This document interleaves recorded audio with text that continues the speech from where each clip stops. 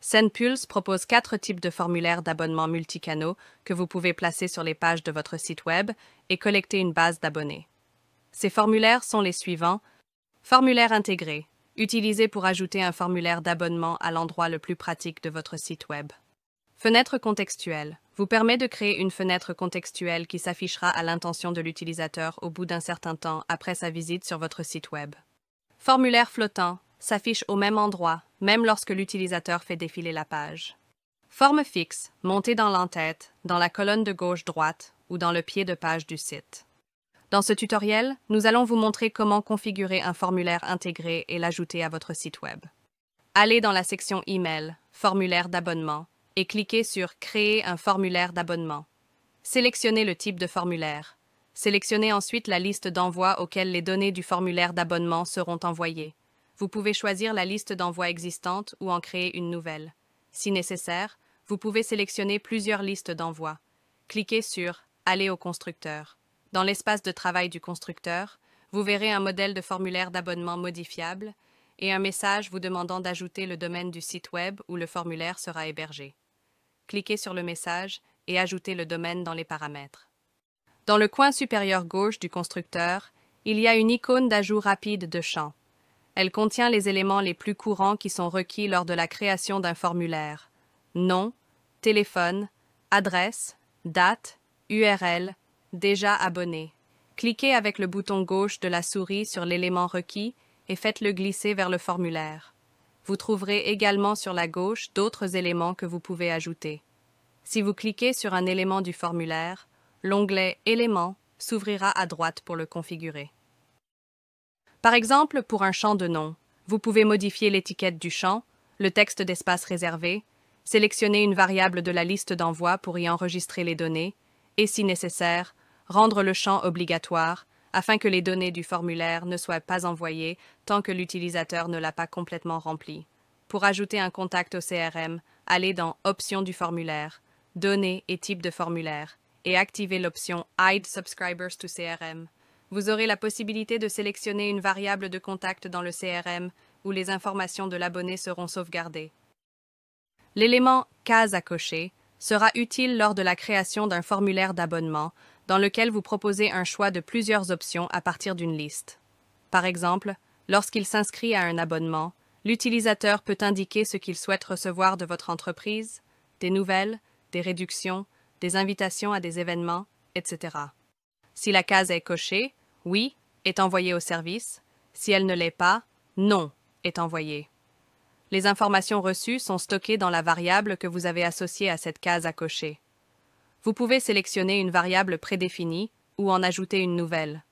Vous pouvez également utiliser des cases à cocher pour obtenir le consentement formel du client à l'inscription, au stockage et au traitement de ses données personnelles. Allez dans le menu Options du formulaire. Dans l'onglet Données et types de formulaire, sélectionnez l'option « Ce formulaire est conforme au RGPD ». Cela ajoutera 2 cases à cocher au formulaire qui sont obligatoires par défaut. Cela signifie que le client ne pourra pas s'abonner à votre campagne d'email tant qu'il n'aura pas formellement accepté les conditions d'utilisation et la politique de confidentialité. Modifiez le texte du champ « Non » de la case à cocher et ajoutez un lien vers la politique de confidentialité. Lorsque le client coche les cases de consentement RGPD, la liste d'envoi affichera les variables suivantes. Quand et à partir de quelle adresse IP le consentement à l'abonnement, au traitement et au stockage des données personnelles de l'abonné a été donné. Les boutons radio et les listes déroulantes sont utilisés pour sélectionner une option parmi plusieurs. Par exemple, des boutons radio avec des noms de villes peuvent vous aider à segmenter les futures campagnes d'email par ville. Vous devez sélectionner la valeur qui sera transmise à la variable dans le service. Sélectionnez une variable existante dans la liste d'envoi ou créez-en une nouvelle. Vous pouvez ajouter des boutons d'abonnement aux médias sociaux à votre formulaire. Sélectionnez un réseau social dans la liste, modifiez le texte du bouton et fournissez un lien. Vous pouvez également fournir un lien vers la chaîne Facebook Messenger, Telegram, Instagram, WhatsApp ou Viber du chatbot, à laquelle l'utilisateur s'abonnera après avoir cliqué sur le bouton du formulaire. Ajoutez des textes au formulaire et mettez-les en forme dans l'onglet Éléments. Pour ajouter une image, faites glisser l'élément Image et téléchargez un fichier de votre ordinateur. Vous pouvez utiliser l'élément Espaceur pour ajouter un espace blanc à votre formulaire. Dans l'onglet Éléments, définissez la hauteur souhaitée. Cliquez sur un bouton pour le modifier. Modifiez le texte, le style et la couleur du bouton. Vous pouvez ajouter un contour, arrondir les coins, définir la largeur, la position et le style du texte du bouton. Dans l'onglet Conception, vous pouvez personnaliser l'aspect général du formulaire. Spécifier l'emplacement des champs, vertical ou horizontal. Ajustez la largeur du formulaire. Définissez un arrière-plan, rendez le formulaire transparent ou téléchargez une image d'arrière-plan. Ajoutez ou supprimez une bordure. Définir un remplissage intérieur. Arrondissez les coins du formulaire et définissez une police de caractères commune pour tous les éléments. Dans la section Champs de saisie et étiquettes, définissez la taille et l'arrière-plan des champs, la couleur et la largeur des bordures, l'arrondi des coins, la position des étiquettes des champs et leur style. Avec un forfait payant, vous pouvez modifier la position ou supprimer la marque SendPulse. Cliquez sur Options du formulaire pour accéder à ces paramètres. Dans l'onglet Données et types de formulaire, vous pouvez modifier le nom du formulaire, changer la liste de diffusion auxquelles les contacts seront ajoutés, désactiver l'ajout de contacts au CRM, attribuer des tags avec un forfait payant, modifier le lien vers votre site web, désactiver les cases à cocher RGPD et changer le type de formulaire. Vous pouvez mettre en place une notification d'abonnement qui apparaîtra lorsque l'utilisateur aura rempli le formulaire et cliqué sur le bouton. Vous pouvez configurer la manière dont les abonnés accèdent à votre liste d'envoi grâce à l'option Single Opt-in ou Double Opt-in.